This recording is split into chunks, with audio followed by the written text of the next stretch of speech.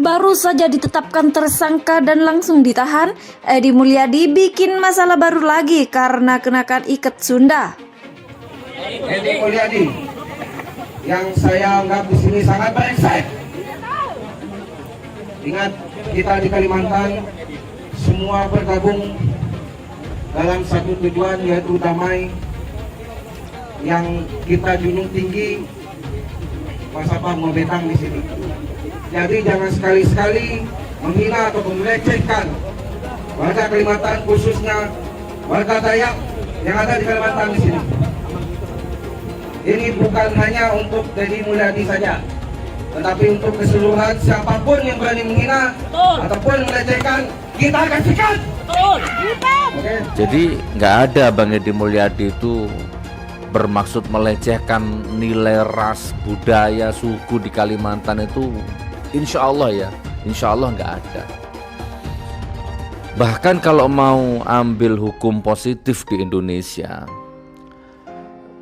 yang berhak melaporkan Edi Mulyadi ya, sebagai prinsipalnya itu ya justru jin yang buang anak di sana. Kalau memang ada jin, karena yang jadi delik aduannya kan tempat jin buang anak. Jadi yang tersinggung ya harusnya jin yang pernah buang anak di sana. Kalau bukan jin ya nggak usah tersinggung gitu. Selain bawa-bawa jin, lalu bawa-bawa undang-undang pers, kini Edi bawa-bawa tas plastik kuning. Dan uniknya, Edi mengaku ketika memasuki Bareskrim, apinya jatuh dan hilang karena panik.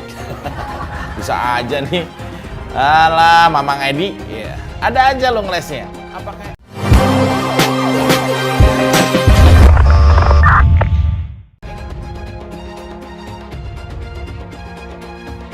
Herald.id, Edi Mulyadi resmi tersangka dan langsung ditahan Senin 31 Januari 2022. Masalahnya bertambah karena mengenakan iket Sunda ke Bareskrim.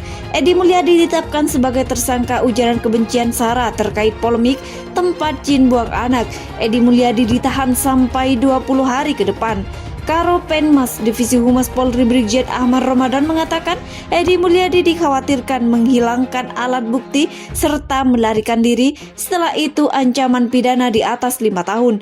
Penetapan tersangka Edi Mulyadi dilakukan setelah Polri melakukan gelar perkara. Polisi telah memeriksa jumlah saksi dan ahli terkait kasus ini. Edi sebelumnya datang ke Bareskrim bersama pengacara pada hari Senin 31 Januari 2022.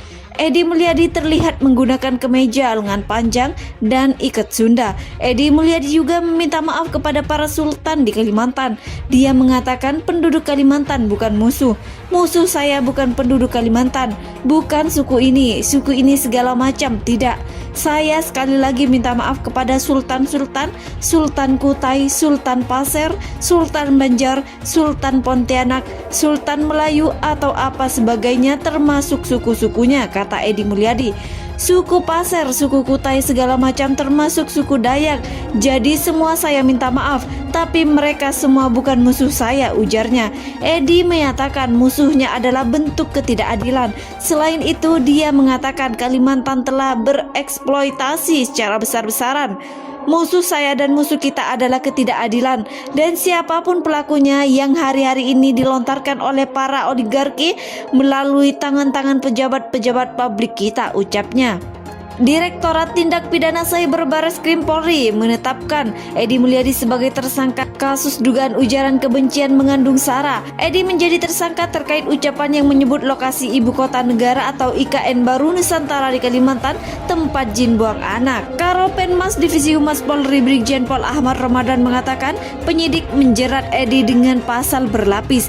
Pasal yang dijeratkan yakni pasal 45A ayat 2 Jungto pasal 28 ayat 2 Undang-Undang Nomor 11 Tahun 2008 tentang ITE Jungto pasal 14 ayat 1 dan 2 Jungto pasal 15 Undang-Undang Nomor 1 Tahun 1946 tentang Peraturan Hukum Pidana Jungto pasal 156 KUHP.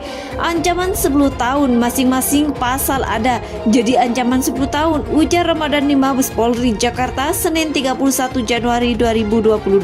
Edi diperiksa selama 6 jam. Edi Mulyadi kaos kuning. kuning. Polisi menetapkan Edi sebagai tersangka usai pemeriksaan sebagai saksi selama 6 jam. Pemeriksaan hari ini berlangsung sejak pukul 9:54 hingga pukul 16:15 waktu Indonesia Barat. Hasil dari gelar perkara, penyidik menetapkan status dari saksi menjadi tersangka, ujar Ramadan.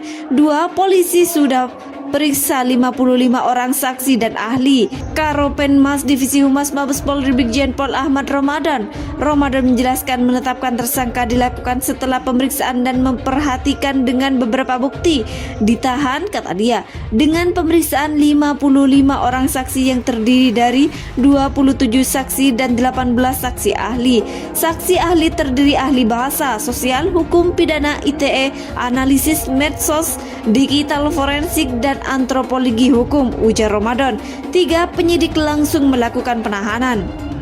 Edi Mulyadi diperiksa sebagai tersangka mulai pukul 16:30 hingga pukul 18:30 waktu Indonesia Barat. Untuk kepentingan penyidikan perkara, penyidik pun melakukan penahanan terhadap Edi.